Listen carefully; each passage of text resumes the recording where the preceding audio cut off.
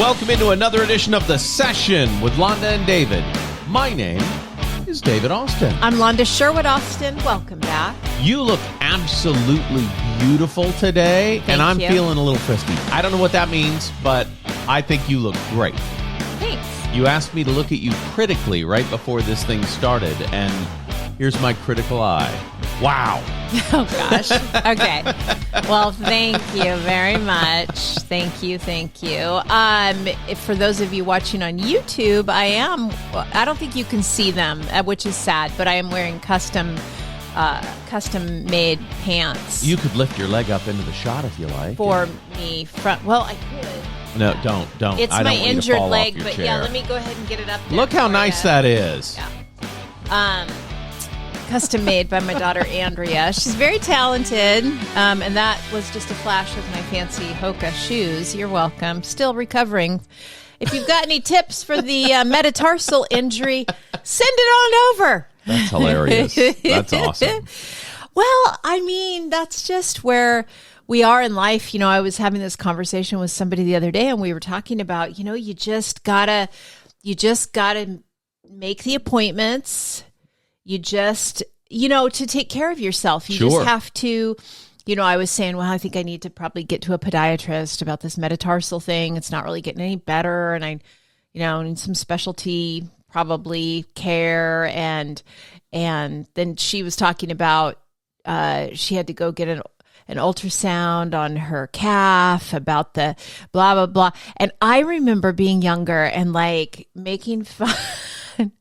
And I am very sorry now. Making fun of people. I was like, oh my God, my parents and my grandparents, their only conversations just revolve around their medical appointments. That's a thing. And here we are. But the conversations we're having with people about medical appointments or our medicine or whatever are like a lot of preventive, kind of measures.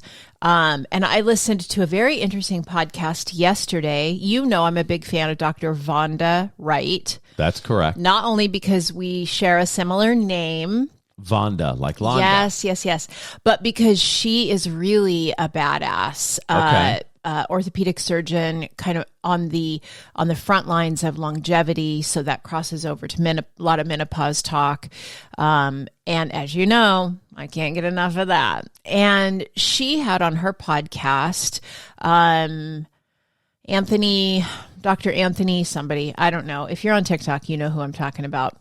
Dwang, maybe is his last name. I can't remember. Dwang? Maybe. Okay. Maybe I can't, or I can't remember exactly. Anyway. Could it be Dwang? It could. And so anyway, he is kind of widely known as the holistic plastic surgeon. Okay. Right. And so he was talking about in his practice how early on in his practice, the goal, and when he was in residency and all that, the goal was to get the big surgeries, right? The facelift. Okay. That was like the big deal. You didn't want a bleph. You didn't want a little nip or tuck here. You want the facelift, right? You want to be able to scrub in on that one. And then he said, because there's big money in it? Look, it's just a bigger bigger surgery. It's okay. A more complicated, more involved, bigger surgery. Okay. So his interest is the art. Let me put it this way. It's like selling a $3 million home compared to a $300,000 home. Okay, so money is involved. I got you. So it's just more prestige. Sure. More money. Okay. So he said then when he started his practice, he gauged success by how many facelifts he had scheduled in a day or a week or, whatever. Mm-hmm. He said, and then he started thinking about, well, wait a minute. What if I could teach people how, because he wasn't subscribing to a lot of the practices that other people were just personally, right? He was doing a lot of preventive care for his own skin, your skin being the largest organ on your body. So not just your face, but your skin. And he was doing a lot of study and research in that and whatever. And he said, well, I wonder if I could teach people how to care for their skin in such a way that major surgeries like that are a very last resort. I gotcha. And while it seems counterintuitive to my business practice, it seems more intuitive and aligned with my soul. I gotcha. Yeah. And that's important, right? You don't want to do things just for the money that you don't believe in. Right. And he started doing that and started, sharing it on social media. And now, is like the number one holistic plastic surgeon in the world. I think that's cool. So anyway, a lot of what we focus on is preventive. That's what I'm saying. Hi, good morning. Hi, welcome. Whatever time of day it is where you are and you're listening to it. We're glad you're here. I'm excited about this program because the whole world woke up with a little bit of a sigh of relief this morning. And the reason they did is because the United States and Iran agreed to a 2-week ceasefire. Okay. All about the Strait of Hormuz and the war in Iran, right? Mm-hmm. Well, let me tell you what that has done for global markets. Mm-hmm. The stock market rallied up like 1,500 points early in the day. Mortgage-backed securities, which move interest rates dramatically higher. What does that mean for us? It means cheaper mortgages. Okay. Here's the big one, but though. I mean us as the people. Price of a barrel of oil dropped 17% overnight. And so it went from $117 to $92 overnight. And what's the trickle down of that? Well, gas prices should come down. There we go.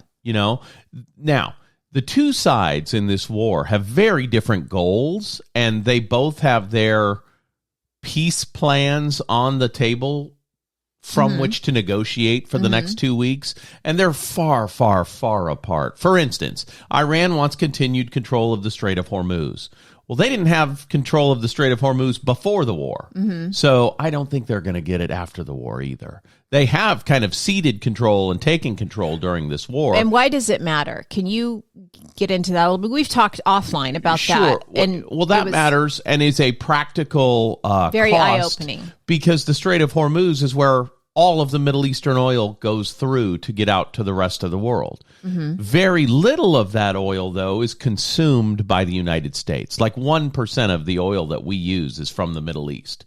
Most of it is from America and Canada.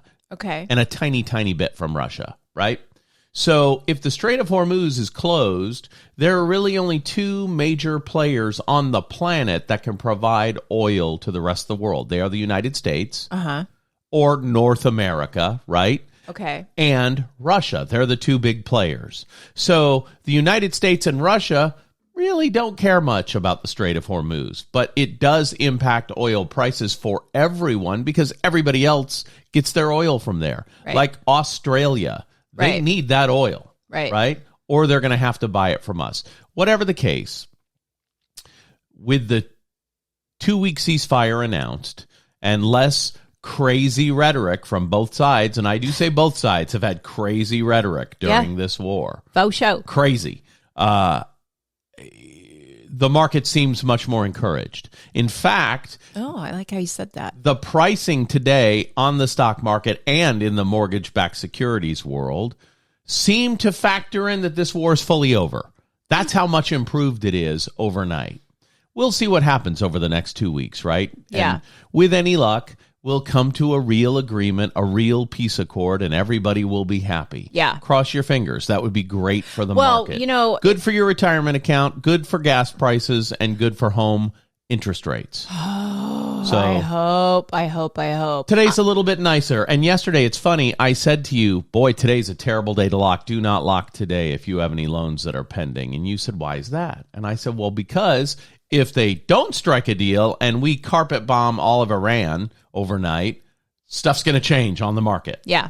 If they do strike a deal, even if it's temporary, stuff's going to change on the market. So either way, there's going to be big swings in the market. So luckily, it was not the let's carpet bomb and destroy all of the bridges and electrical generating stations in Iran. Thankfully, that did not happen.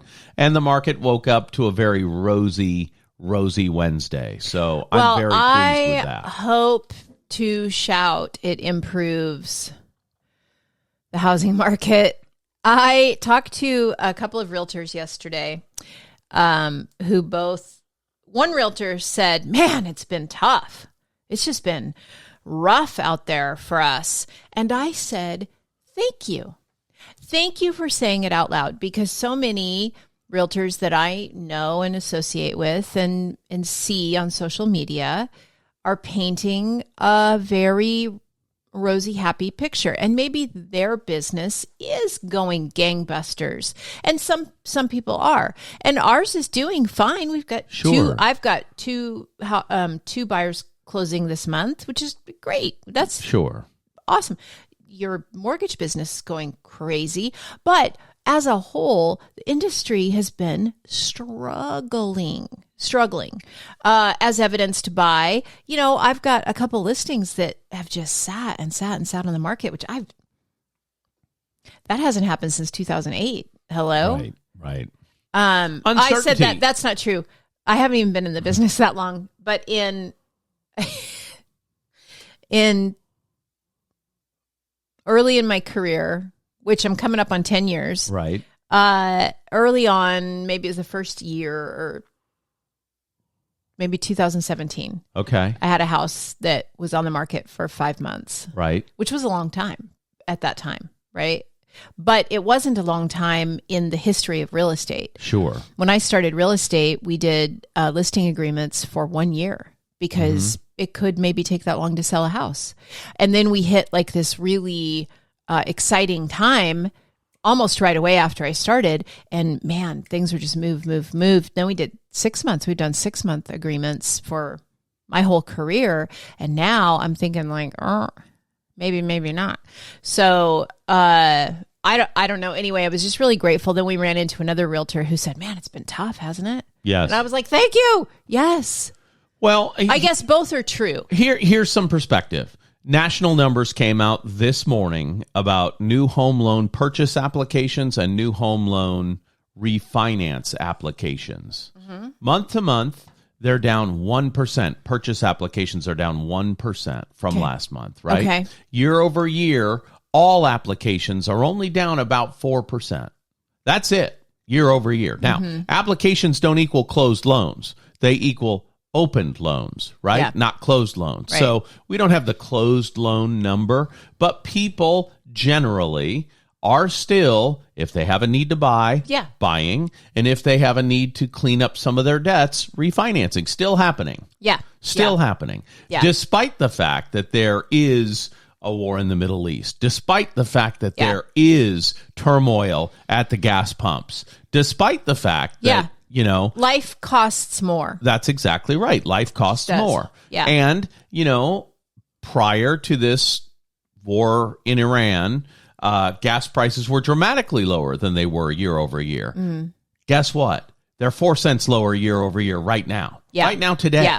Yeah. So, I'll tell you what prices are outrageous. Restaurants. And I get that they're struggling too, and they're trying to make up the difference, but holy shit. Well, yeah. If you don't have discretionary income, the things that go first are entertainment things, right? Yeah. Wow. So restaurants. Get good at cooking. Movies, they had a movie that opened, Project Hail Mary opened and was the biggest movie of the year. It made $86 million in the weekend it opened. That's nothing compared to like a superhero movie that makes $300 million in a weekend. Yeah. Do you know what I mean? I'd be curious to hear from some of our listeners and followers if and how you're changing the way you spend your money. That's interesting. That's something that I'd be interested in hearing. I mean, we've changed the way we spend our money. We don't go out to eat as much. Right. Partly because I'm a cheapskate and I feel the pricing is outrageous for what I'm getting. Outrageous. Okay. Are you kidding me? So it's got to be a big treat for me to go out. The other reason, though, is I get sick every time I eat something in a restaurant because of my stupid allergies and everything. So although I will say yesterday I had a meal in a restaurant that did not make me sick, but it's because I told them exactly how to make it. And they did. Yeah, I had to send it back. It was totally my fault. It was on me. I didn't think to tell them up front about my garlic allergy. Well, so you know what? We haven't done this segment in a while. The restaurant review nobody asked for. Then, and I will in just a second when I finish this thought. Okay. Is that where you're headed? Yep. Okay. So, but you have said to me probably 10 times in the last week, as we have sat at the table having a meal, this is the best thing I've ever eaten. This is better than fill in the blank restaurant name. Sure. This is the best meal I've had in a year.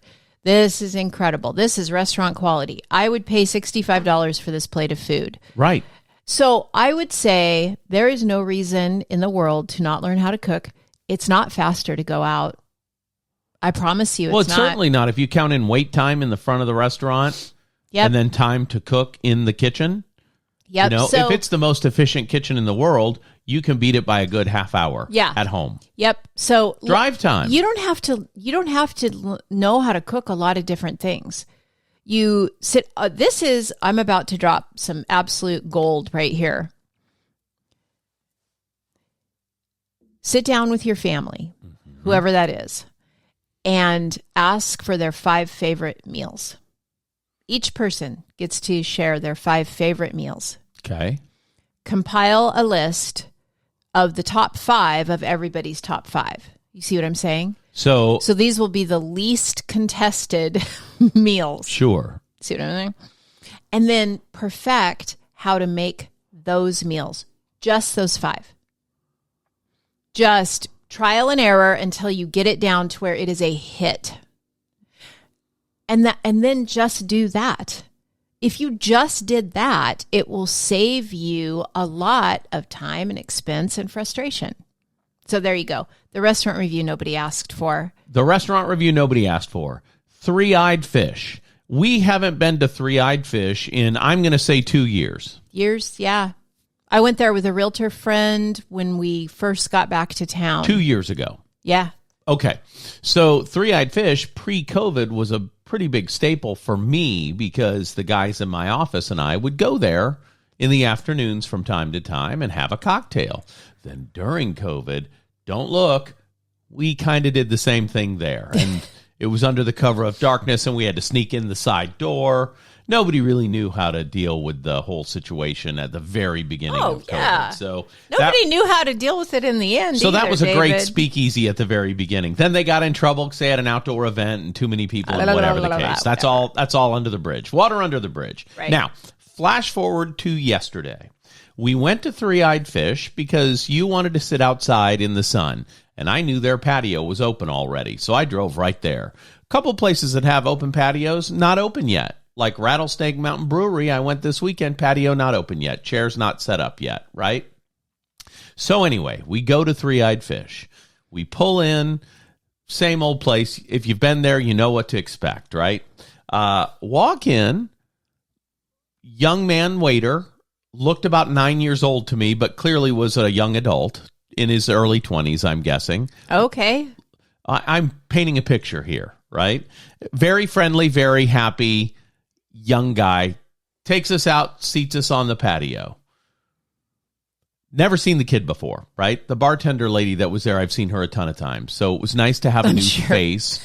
It was nice to have a new face to get a new experience, right? Okay. We order a meal. Comes right out really, really quickly. Really quickly. What did you order? Let's get into it since you're painting a picture. Sure. I ordered a burger called The Cure. And I think it's a hangover cure, right? That's why they call it that. Ha ha ha! Funny, funny, funny. The theme is my liver warning light may be on this weekend. That's a sign hanging in the bathroom at Three-eyed Fish. Anyway, okay. I order the burger. You order a salad. Gingham salad is what it was called. Okay, and it's a salad with some candied pecans, some blue cheese crumbles. Orange segments, some green apple slices, a few blueberries and blackberries, honey mustard, vinaigrette dressing. I order it on the side always because I don't know if I'm going to be allergic to it or not, and a chicken breast. Sure. Now, let me tell you why, even though the food was unremarkable, my food was just okay. Not bad, not good, okay, adequate. Oh, I have to say, though, I did make an edit on my... You did. That, and I'm getting to that. Okay. So... Look how hot this coffee is. Thanks, Kyle. I'm going to call home coffee. It's on the house. I'm going to call this restaurant experience, even though the food was adequate, a 10 out of 10. Here's why. I thought that kid was super attentive. He came by over and over and over again. Yeah. When he was presented with curveballs that he didn't see coming, he made sure to make us feel like it was no big deal and he could take care of it. Yeah. He didn't ever complain.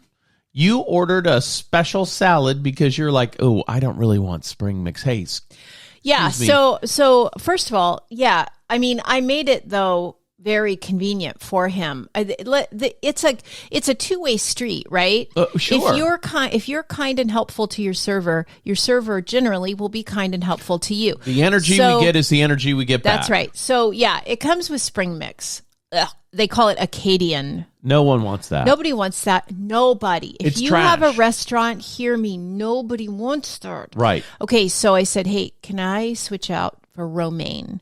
So yeah, I am that person. Hi, I'd like this salad, but can I get the romaine instead of the Acadian mix? And can I get the dressing on the side? And I didn't know I needed to give another instruction until they brought it out.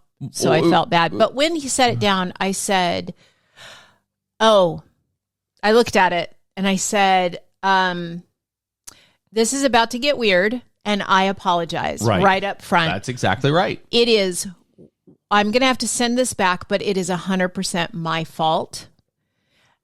You didn't do anything wrong. So when you say that, you make it pretty easy for them to be, warm and helpful. But because I said I didn't realize, I wasn't thinking, I was distracted, and I do apologize again, but I'm allergic to garlic, and I can see this chicken breast has garlic on it.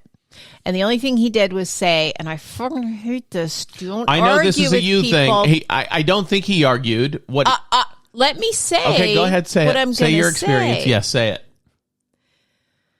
He said, oh, well, there isn't garlic on it. It's a Montreal steak seasoning. And I said, which has garlic? And he goes, oh, does it? So he was open to it. Absolutely. I'm just saying, when somebody has allergies, they're very sensitive to that. They know what they know. Sure. Yes. So anyway, but he did. I said, and you can just remove the chicken. The salad's fine. It's not going to be a problem. But can they? Again, I'm so sorry, but can they just cook a chicken breast with just salt and pepper? Right. Yeah. And then it had garlic bread crostini on it as well, and they redid that too. Yep. And but it was nice. He took the whole thing back, and then he brought just the salad portion back to me. He said, "Hey, I'm gonna bring you the chicken and the bread when it's done, but so that you have something, here's the salad back." And it was great. The reason I call it a 10 out of 10 is because while he was certain they don't mince garlic and put it on the chicken breast, that's what he was saying. And he was saying there's not garlic in it. It's Montreal. He wasn't saying that. He was saying, honey, you have a thing. What he was saying is it's not garlic. It's a seasoning mix. Right, which has garlic in it. All he said. It's not garlic. It's a seasoning mix. And I just had to explain. Sure. That seasoning mix does have garlic in it. That's exactly right. So he was saying, we don't put garlic on our chicken. We do the seasoning mix. So he wasn't saying, you're wrong, suck it, you're dumb. And I know when anybody questions you about garlic on food, you immediately feel like they're trying to fight with you. No. If I may, growing up in restaurants. Right. What I learned, and maybe this is just old school of me, is the customer's always right. If a customer says, this is wrong, all you say is, I'm so sorry, how can we make it right? Right. Yes. And that's it. What I think he was trying to do, based on his body language and his demeanor the entire time. I'm saying he was fighting with me. I'm saying... What I think he was trying to do was reassure you. I don't think he was trying to argue with you about whether or not to use garlic. Yeah, I just think if there's you say, I'm so sorry, how can we make it right? That's the only appropriate response. And that's my opinion. because of how I was raised in a restaurant. Right. I mean, and it took one sentence for him to get there. Yeah. That's it. One sentence. So he immediately took care of your problem. He immediately, which I wouldn't have thought to do, brought out the salad by itself. I wouldn't have thought to do that. No way. No way. That was a good server decision. And somebody in the back might have said, well, she's sitting out there and he's eating a burger. Take that salad out there to her. Maybe. And that's okay. But what I'm saying is they were very accommodating. And at no time did I feel like he wasn't thrilled that we were there. And that is exceptional service, in my opinion. If you act like you couldn't be more excited for people to be sitting in your section. Yeah, I don't know. You're a little, I think, a little overboard on it, maybe a little. I mean, he did his job and he did it well. That's exactly right. And did it with a smile on his face the whole time. Yeah, yeah. Even in the face of, hey, this is going to get weird. He didn't go, well, no, he couldn't have. I mean, really, how could he have with the way that I approached it? Right. Come on now. Yeah. I thought it was great, though. The way they handled it. And that's how I always approach it, by the way, is you do. This is 100% my fault, and I am so sorry. I wasn't thinking. And that's one thing, I don't do it very often, but I do every once in a while. I sit down at a restaurant, and I'm just, my mind is on something else, and I don't think about. I think what your mind was on, I don't like spring mix. Can we make that go away and do just the romaine? Can we do that?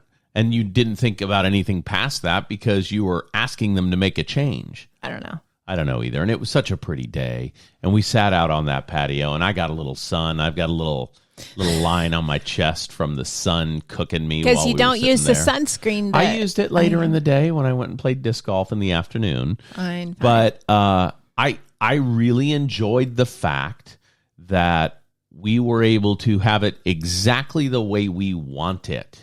That is rare in today's food service experience. Yeah. Having it exactly how you want it is rare. But it was still a $5 salad for $20. Well, but if you'd have gotten a $19 Caesar salad, which you wouldn't have gotten, to have the chicken on it would have been another $8.50. Yeah, and that's why I'm saying was the cool. It's fun to go out, but poof, man, gotta.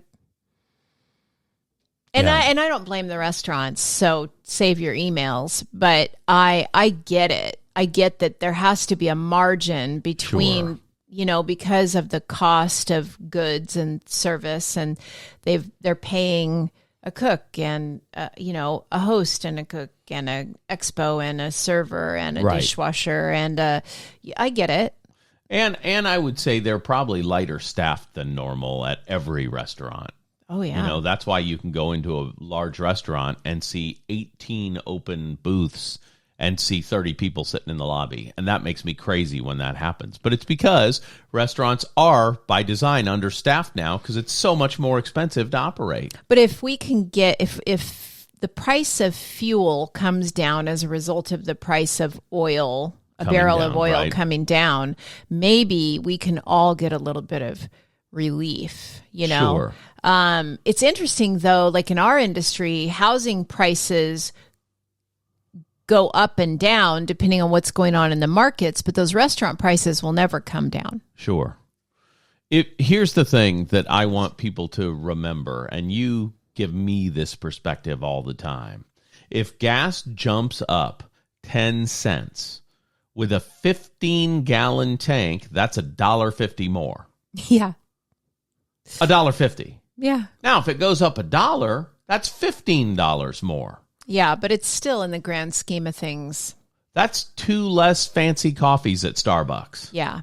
You know what I mean? I do. And, we're talking about the economy's a little tight, but at the same time, if you go to Costco on any given day, it doesn't look that way. Well, and here's the deal. People are still getting facelifts from expensive surgeons. So how bad is it really? Yeah. Do you know what I mean? It's interesting, right? If you are making a barely subsistence level wage, it has got to be harrowing to have to decide, will I pay my power bill or will I put gas in my car so I can go to work? Well, and I've been there. I've been there. That has got to be awful. But the thing to remember is that is not the majority of people. Yeah. And that's certainly not the majority of people in this country. Sure. We are the wealthiest country on the planet. Our lowest 1% is among the wealthiest people in the world. Think about that. If you make $30,000 a year, you're among the wealthiest people in the world. Yeah. That is perspective changing, I think. You know what I mean? So I'm saying this all to say we still have a wonderful system. We still have a wonderful country, and the people that we interact with every day are the reason. That's exactly what I was just going to say. That's so funny. I was just going to say it all comes down to love your people, spend time with your people. Life is too short to, be upset with people. We just talked about this yesterday. I said, when you walk into a room full of people and you feel, because I'm super sensitive to like energy, and I can feel sometimes like, there's some people in this room that don't like me. I feel that, right? Sure. And even so, I just want to be kind to everybody because you just don't know what people are going through. I think there's always room for, I guess it's grace is what I'm talking about. There's just always room to be gracious to people because in the end, the market does what the market does, and the wars and the whatever and all that stuff and the politics and the blah, blah, blah. But last night, while we were having dinner, we looked out the dining room window and saw that our neighbor was moving these very heavy flower pots. Right. And we left our food sitting on the table, threw on our shoes and ran out to help, which turned into, hey, you guys, thank you so much for your help. Do you want to come inside for a minute? Do you have a minute to come inside? Well, sure. Yeah. We came inside, and then she's like, let me open a bottle of wine. She loves wine, so we, we'll share with you always say yes to a cup of coffee or a cocktail, right? That's exactly right. That's what Grandma rule. Taught me. Yeah, exactly. And so then we sat there with them, and what turned into, what turned from, we're just going to run out and help move these pots, turned into 2 hours of sitting and visiting and listening to stories and talking and connecting. And that is what it's all about. I absolutely agree. I don't think we can add any more to that. I think that's awesome. We are deep into the show. Is there anything you want to add as we do the outro music? We have 1 minute. Boy, I think we just said it. Spend time with your people. Life is short. Life is unpredictable. Right. And so don't put off, I'm thinking, I've got like a list of people going through my head right now of people that I want to invite over for dinner now that we're into our house and we're sort of settled. And don't put it off. Don't put it off. Go do it. Dig in and build the relationship. We need to invite Bob and Vicky over right away. 100%. They are on my list. Okay, good. They're at the top. Okay, good. I don't mean to play favorites, but they're at the top. At the top of my list. They've just been so kind and gracious to Absolutely. us, Anyway. For Londa Joanne Sherwood Austin, the prettiest girl in the world, I'm David Austin, and this has been another edition of The Session with Londa and David. We'll see you next week.